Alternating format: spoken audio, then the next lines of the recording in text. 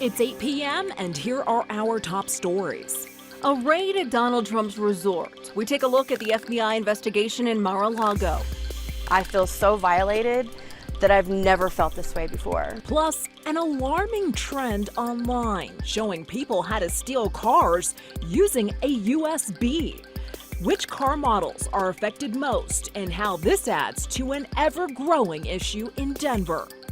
They didn't hesitate, and that's what a true hero is. Dozens of people, including children, pulled out of the floodwaters in last night's storms, and the video capturing the nation's attention.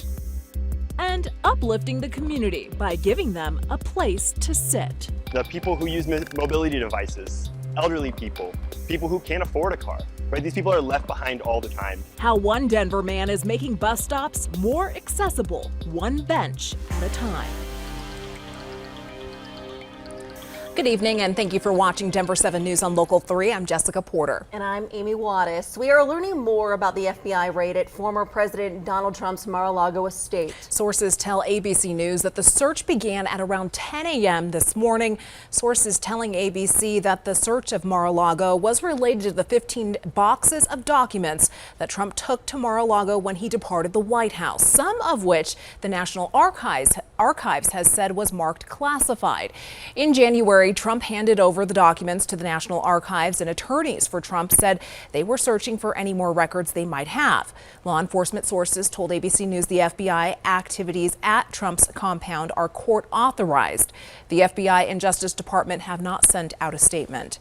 Denver 7 has been following this story closely since it broke, and we're tracking all of the developments. We'll have many more updates on lawmakers' responses tonight on Denver 7 News at 10.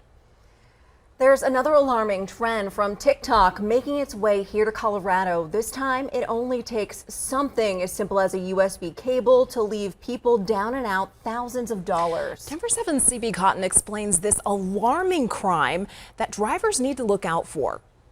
If you own a Hyundai or Kia, you'll want to listen up because thieves have learned how to use these USB cables to steal certain models of both. And I spoke to a Broomfield woman who believes it happened to her. Sharice Ryan spoke to us today in front of her home and the exact spot she says her Hyundai Sonata was stolen from. She says her car was locked, but somehow thieves made their way in. And the woman suspects once that happened, a USB cable was used to start her car's ignition.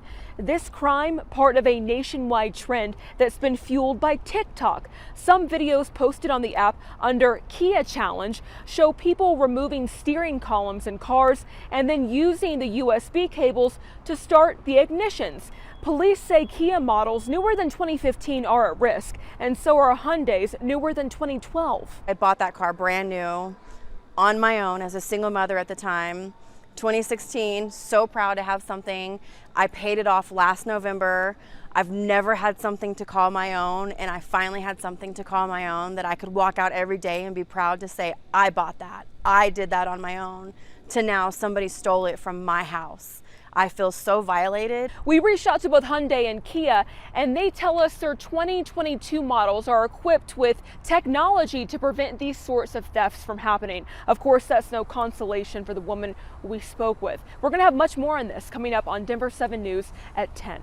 For Denver 7 News on Local 3, I'm CB Cotton. CB, thank you. And it's not just cars that are stolen in the Denver metro. For months, Denver 7 has reported on catalytic converter thefts plaguing Colorado. It's a problem that has increased more than 5,000% statewide between 2019 and 2021. Tonight, Denver City Council is taking another step towards addressing this issue. Council members introduced a bill that would require auto part dealers and resellers purchasing secondhand converters to require a valid photo ID from the seller. They would also be required to take a photograph or otherwise copy down the information from that ID. Dealers who buy converters must then report the purchase to law enforcement within 1 business day.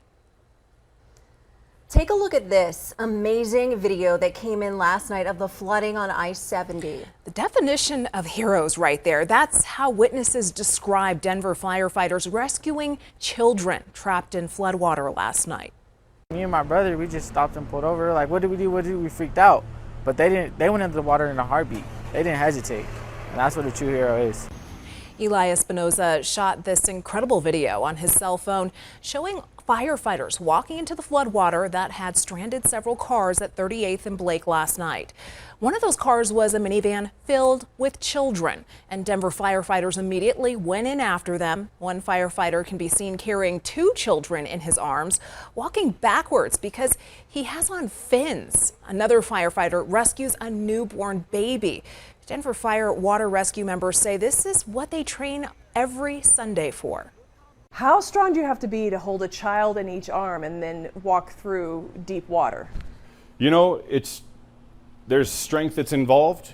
You know, we make it part of our daily routine to making sure that we're getting our exercise in, making sure that we're physically fit. It's a demanding career to be in the fire service. There's also a bit of adrenaline going when you're in that cold water and you're asked to move those 2 kids out. Denver Fire rescued at least 29 people from floodwater last night and say the most amazing thing was the citizens who helped rescue many others.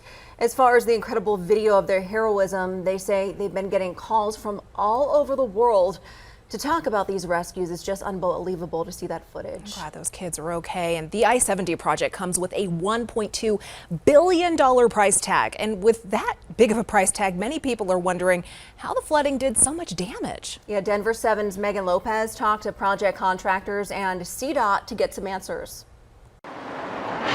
Between the blue skies and typical traffic flow, you'd never guess that less than 24 hours ago, this area of I-70 looked like this.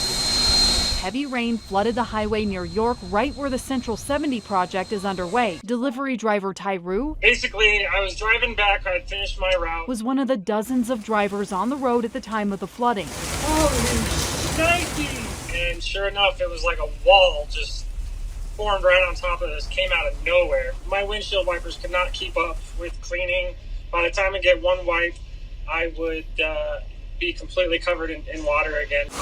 He was able to capture this video. Denver Fire had to rescue 11 people from this section of I-70. Luckily, Rue was able to make it through. I was just like, I'm not stopping. Whatever I do, I'm not stopping, because this thing's just going to turn into a gigantic boat. Now CDOT and contractor Kiewit are trying to figure out what caused the flooding. We need to conduct a thorough investigation to see what exactly happened. Was there a system failure? There are systems under this bridge that are supposed to drain the water. They will suck the water out of the lowered section of I-70 and it'll be pulled to an off-site pump station. The water is then cleaned and then pumped into the South Platte River. The system should have been able to handle a 100-year flooding event, but that's not what happened this time around. In a statement, Kiewit said, quote, "An error in the drainage pump system appears to have prevented the pumps from turning on automatically. Once this was determined, Kiewit turned on the pumps manually. After the pumps turned on, the area was drained in a short period of time." The contractor went on to say that the drainage project system isn't complete yet, but they're confident it will work properly. Until then, they're putting processes in place to make sure the pumps turn on during heavy rains. But Denver City Councilwoman Candy C. DeBaca says it's too little too late. That CDOT should be considering a lawsuit against that contractor. These are situations that should not happen so soon after these projects are completed. Megan Lopez, Denver 7. Around Denver's City Park, recent changes were supposed to keep the kind of flooding you see here from happening. Mud and debris now littering the front yards of the homes along Colorado Boulevard near 23rd Avenue. Denver 7 talked to neighbors today. One of the homeowners jokingly said yesterday they had lakefront property. The city of Denver spent millions of dollars at City Park Golf Course on flood mitigation to ensure this kind of thing wouldn't happen again. But these homeowners say clearly it didn't work. It clearly didn't work. You know, given the extremes of weather we have here in Denver, there's just a limit, I think, perhaps to what you can do. And that's what I think we ran up against. In this case, there was an enormous amount of hail that came down first and filled the sewers. And then after that, the rain just kept coming and coming and coming. And it had nowhere to go. Today, city crews began the cleanup, power washing sidewalks and clearing debris from the roadways and city-owned easements. He's got a great attitude towards all that cleanup. He really does. Well, there are more than 9,700 RTD bus stops across the Denver metro area, but many are unsheltered and have no place for waiting riders to sit. Yeah, this is a barrier that can prevent people from using public transportation. That caught the eye of one crafty man in Denver, and as Rob Harris shows us, he's using his talents to help his fellow bus riders and to send a message to city leaders. I don't know what number this is, 7, 8, something like that. Being able to come out here and build, get my hands dirty. With at least 7 benches built, taking 2 to 3 hours each, James Warren has poured a lot of time into this passion project. It's a massive outlet for me, and especially when I can, in my view, make my community better. Really, this whole thing began because I was walking to the grocery store along Sheridan here, and I saw this woman sitting in the dirt waiting for the bus. And so I thought, I get some wood. Got plenty of wood actually right now. I can do something about it. And so I did. That was bench 1. This latest bench is headed for the RTD bus stop near Sheridan and 10th. And as proof that Warren practices what he preaches, he'll be carrying it there on his shoulders. He hasn't had a car for 5 years and counting. So to get to his favorite Denver spots, he's either on his bike or aboard RTD. My hope for this bench is that people in the neighborhood have a little bit better time riding transit, a little bit more dignified while they wait to get around the city, and it just makes their lives a little bit better. Warren doesn't know how long this latest bench will stick around here at this Sheridan bus stop. Most of the others he's made so far have been graffitied and then stolen, but he says he's okay with that. I am not responsible for how other people act or how other people treat community resources. For as long as it does stay here, Warren will take pride in knowing it'll help erode one barrier keeping the people of Denver off the public transit of Denver. The people who use mobility devices, elderly people, people who can't afford a car, right? These people are left behind all the time. And I think the last thing that we should be saying to those people is, you don't get to sit while you wait for a bus. You know, I think we need to uplift everyone in our community. So I reached out to RTD about these buses, and even though they are technically unauthorized, RTD says they'll let them be. Now, the businesses around those benches, they might remove them. And I asked Warren how he'd feel if that ends up happening. He says he's okay with that too, because his overarching goal here is just to raise the awareness about the barriers that keep people off of public transit, and then to push city leaders to address those issues. For Denver 7, I'm Rob Harris. Coming up on Denver 7 News on Local 3. Teens tragically killed just before the start of their senior year. We all are connected, our kids are connected. It's just a close-knit community. Now the community is coming together to support the families as they heal. 24 hours ago, this radar was really busy. We're not going to see much rain for the next several days. Plus, taking a high school project to a whole other level. It was really cool that we were the group that was able to pioneer it for our school and the rest of the state. I meet with a few teams that are doing some major research that could set the pace for future scientists.